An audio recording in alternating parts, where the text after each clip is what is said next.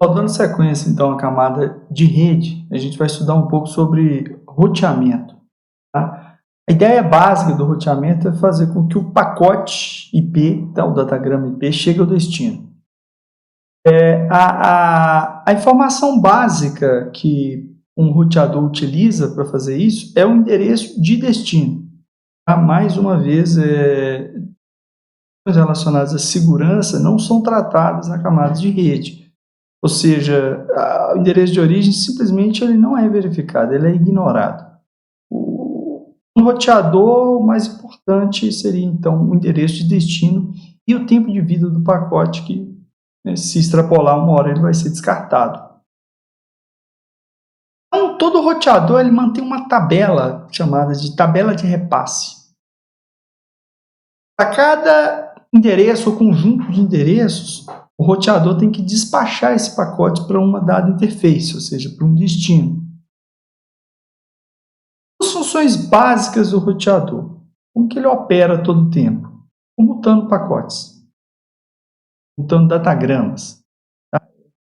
Ele repasse. Isso é feito numa escala de nanosegundos. Ou seja, essa operação tem que ser feita de forma muito ágil, para não gerar congestionamento na rede. E tem as funções de controle, que é basicamente executar algoritmos de roteamento para criar essas tabelas de repasse. Ok? A arquitetura básica do roteamento. Ele tem portas, então, interfaces de entrada, onde chegam os pacotes. Ali já é feito um processamento, então, desse pacote. O elemento de computação do roteador, ou seja, exatamente o mecanismo que vai fazer o chaveamento, ou seja, para onde que o pacote vai ir, a porta de saída, para onde que o pacote vai ser despachado, e o processador, que vai fazer os cálculos, as operações aí, para executar um algoritmo de roteamento. Ok? A gente pode, só para a gente entender melhor esse processo de roteamento, fazer uma analogia como carros entrando e saindo num pedágio. O carro pode entrar num pedágio, tá, uma suposição, por N vias, ok? O atendente vai ver, vai examinar para onde que ele vai e vai despachar para uma via de saída. Nessa analogia, a pista de entrada e a cabine são as portas de entrada, ok? O pedágio é o elemento que vai fazer a comutação dos pacotes. Se a pista de saída, a porta de saída. De fato, pode acontecer engarrafamento tanto nas portas de entrada quanto na saída. O elemento de computação é o coração, é o núcleo do roteador. Ele pode ter essa comutação de pacotes, ele pode ser basicamente por três formas: memória, barramento e por uma rede de interconexão, que eu vou mostrar no desenho, que é chamada de crossbar.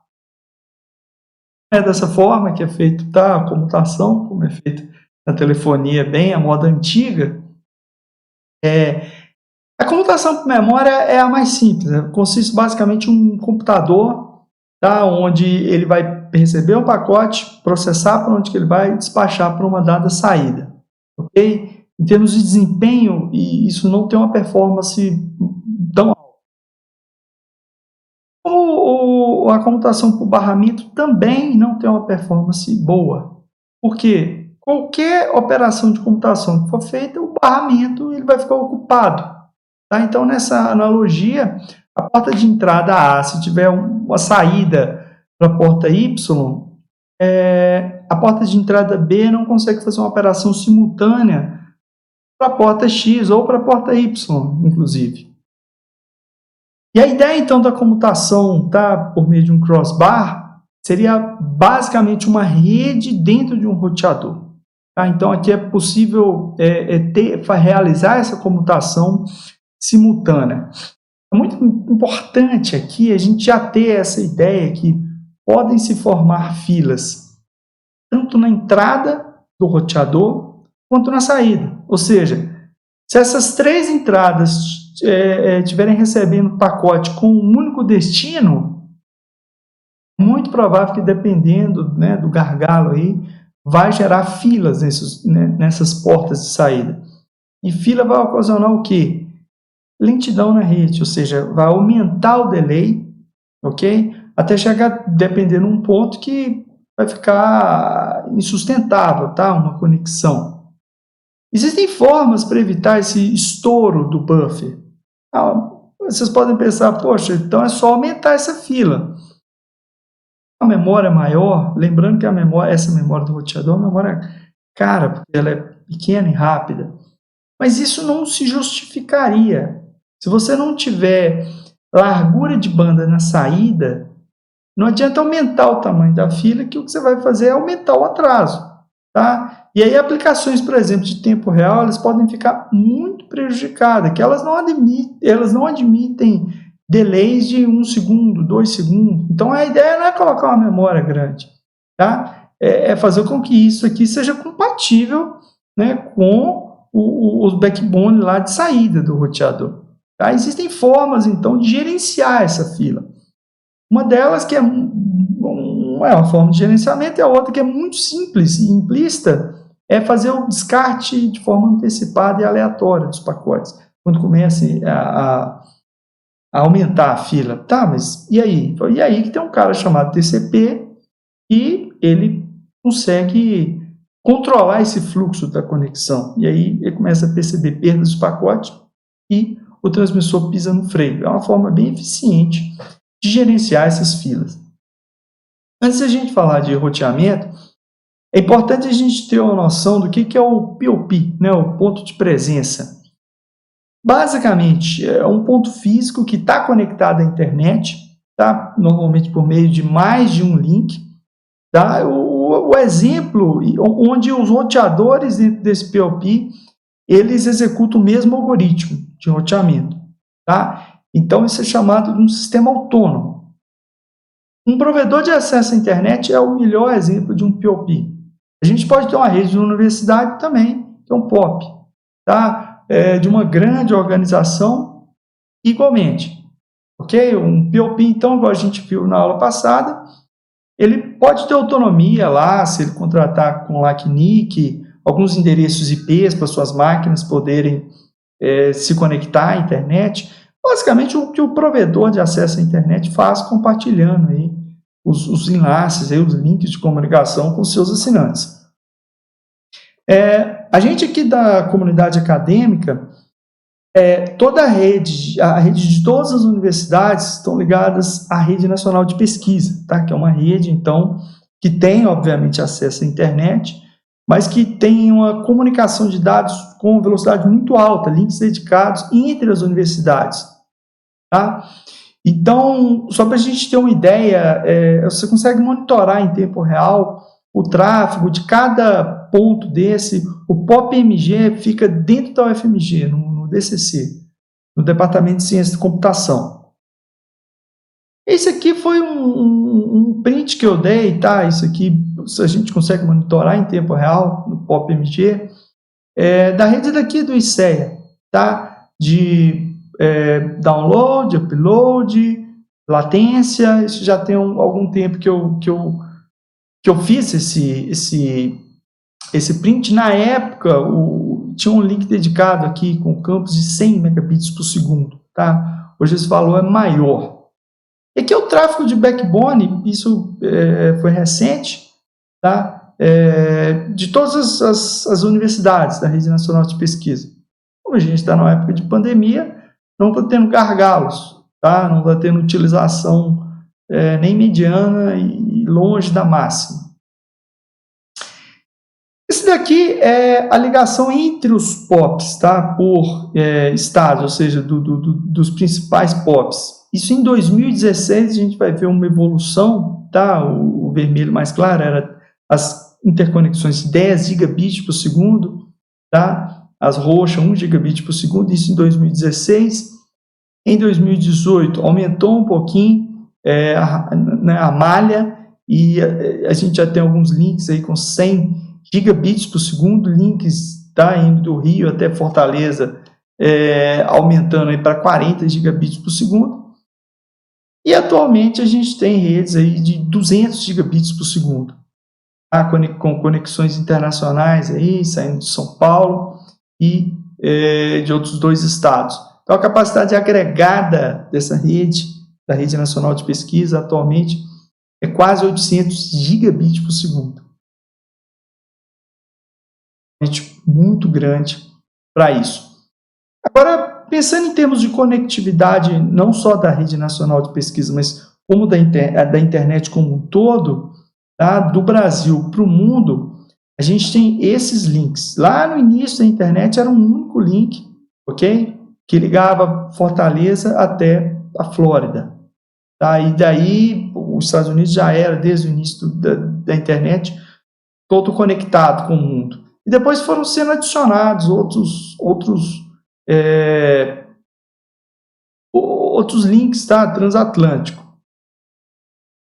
E aí, se a gente pegar aí a conectividade internacional, dá para perceber que os Estados Unidos está meio que no centro, né, do mundo, e interligando aí diversos links com outros continentes.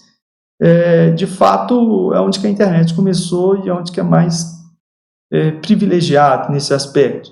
Para quem tem algum tipo de curiosidade, um cabo submarino de fibra ótica, tá aqui, ele tem que ter uma capacidade de tração gigantesca, colossal, né, para evitar problemas, mas a dimensão é essa, tá? Tem vários e vários carretéis aí para passar dentro de um navio, para passar um cabo transatlântico.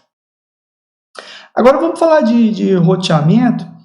Basicamente é feito um processamento em cima do endereço de destino, tá? Verifica-se então endereço de destino, qual que é a idade do pacote pelo número de saltos, tá? Vocês fizeram uma atividade aí que o tracer basicamente vai contando o número de saltos e aumentando, e um checksum, no caso do IPv4, para verificar a integridade aí desse pacote. Se estiver errado, descarta, ok?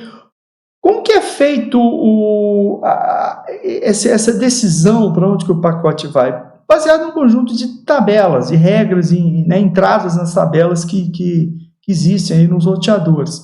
Se tiverem entradas de tabelas similares, define-se então para um pacote aquele endereço cujo a gente tem um prefixo mais longo similar. Um exemplo, o endereço 128.9.16.14. Se a gente considerar só o primeiro conjunto, né, de bits, os 8 primeiros bits, todas essas interfaces aqui, essas 4 interfaces seriam aptas.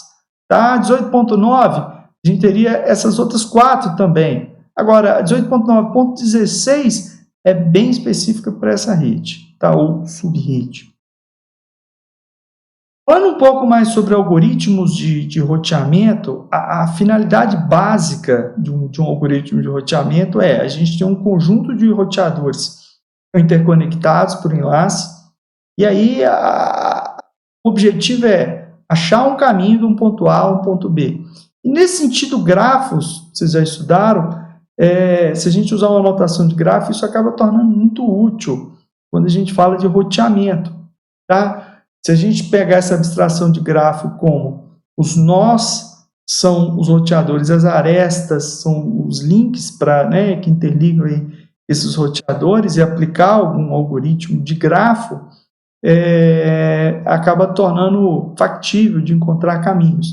E aí pode ser usado pesos nas arestas que podem realmente representar aí, o tamanho físico de um enlace. Mas como que mede o tamanho do enlace? Pega, né, a trena? Não, é baseado no delay, a velocidade do enlace, o custo monetário, né, do enlace. Podem ter enlaces com custos diferentes, tecnologias, a utilização, carga. Então pode ser utilizada uma soma ponderada aí, utilizando esses critérios, para definir qual que é o peso do enlace. Okay? A gente pode classificar um algoritmo de roteamento basicamente de 2 formas. Quando ele tem uma informação global, tá? E são os algoritmos de estado de enlace, a gente vai ver um algoritmo específico, gráfico utilizado para ele, ou a informação descentralizada, onde somente os vizinhos conectados diretamente trocam informações, que é o algoritmo de vetor distância, tá? E por fim, se ele é estático ou dinâmico. É óbvio que uma rede de computador como a internet tem que ser considerado um roteamento dinâmico, porque a taxa de utilização da rede, ela muda com o tempo, e às vezes esse tempo nem é tão longo. Isso quer dizer que, se está havendo uma transmissão, um grande volume de dados, está fazendo um download de um arquivo muito grande, com uma conexão que pode levar alguns minutos, esses pacotes, como eles são roteados de forma individual, isso quer dizer que eles podem seguir caminhos diferentes, ok? Dentro da mesma conexão, cada pacote é roteado de forma independente. O que é desejável no algoritmo de roteamento? Nem sempre isso é possível, ok? Ele ser simples, uma vez que ele é simples, ele não vai sobrecarregar o roteador, é mais barato para poder implementar o equipamento e calcula isso. Esse é robusto, ou seja, uma vez que ele entrou em operação, ele não ocorrer falhas, bugs. Ser preciso, ou seja, calcular a rota, que não tenha erro, que seja livre de loop. Velocidade, quanto mais rápido o algoritmo convergir, melhor se identifica mais rapidamente problemas, enlaces, melhorias de rota. E estável, ele tem que se recuperar de um possível problema. A gente vai estudar, então, alguns algoritmos de roteamento. Dos algoritmos, eles podem ser classificados, então, como não adaptativo, o estático, que é um algoritmo de inundação, ou os adaptativos, que são os que são, de fato, utilizados. Roteamento estático de inundação, a função básica é que o pacote ele vai chegar no destino. Sobre um custo disso, fazer um broadcast para todo mundo. A ideia é exatamente um broadcast na rede. Tá? Isso gera aí pacotes duplicados e problemas, mas em algumas situações especiais isso pode sim ser utilizado, tá bom? Considerando os roteamentos adaptativos, um dos mais comuns é o roteamento de vetor distância. Ele é iterativo, distribuído e finito, ou seja, em algum dado momento ele vai convergir, tá? A ideia é que os roteadores eles montam uma tabela, tá? Baseada nas informações que os seus vizinhos diretos informam a ele do que ele sabe sobre toda a rede, ok? Então vamos pegar um exemplo aqui. Imagina que esse grafo, essa rede startou agora. E o custo, eu vou considerar só o custo do salto, tá bom? Para simplificar. Então, em um dado momento, o roteador A ele só sabe quem que é os vizinhos dele, o B, o C, o E e o F. A partir do momento que ele recebe as atualizações vindas dos seus vizinhos, ele consegue, então, montar uma rota, uma tabela de roteamento para toda essa rede. Agora, claro, essa rede é pequena, tem poucos nós, acaba ficando mais fácil. Tá? Essas tabelas elas podem ser trocadas de duas formas. Forma periódica, de tempos em tempos, 20 em 20 minutos, as tabelas são trocadas, ou é uma atualização acionada, tá? Que identifica alguma mudança, manda os pacotes, tá? Com essas informações. Só para deixar claro, essas informações, esses pacotes com informações de roteamento, elas são pacotes do tipo ICMP, que são informações de controle. Vocês fizeram uma aula só com alguns utilitários ICMP. Não são pacotes IPs voltados para dados de usuário, ok? Então, a ideia do algoritmo vetor distância é esse. Ele não converge tão rápido quanto tem muitos nós, mas ele é muito simples. E quando tem melhorias aí em custos de nós, ele tem o mantra que notícia boa corre rápido. Tá? Melhorias, isso é atualizado de forma bem rápida. Tá? Se ocorrer uma falha em um dado enlace, dependendo da situação, isso também não gera muito problema. Tá? Digamos que ocorra uma atualização temporária, ou seja, essa tabela do nó A, ele conseguiria comunicar com todos os outros nós, os outros roteadores, aí chega uma atualização do roteador F, que ele não consegue mais comunicar com o G. O A vai pegar e vai atualizar a tabela dele, olha, custo infinito para o G. Mas aí logo em seguida ele recebe uma atualização do nó C, e o C consegue comunicar com G a um custo 2. Logo, A consegue comunicar com G a um custo 3 por meio de C, ok? E A vai informar para F, ele consegue comunicar com G a um custo de 3, G vai novamente restabelecer a conexão, porém com um custo maior. Mudanças, dependendo da situação, onde aumenta muito o custo, isso demora um pouco para convergir. E aconteceu no passado problemas relacionados à contagem até o infinito, ou seja, quando só tinha atualizações temporárias.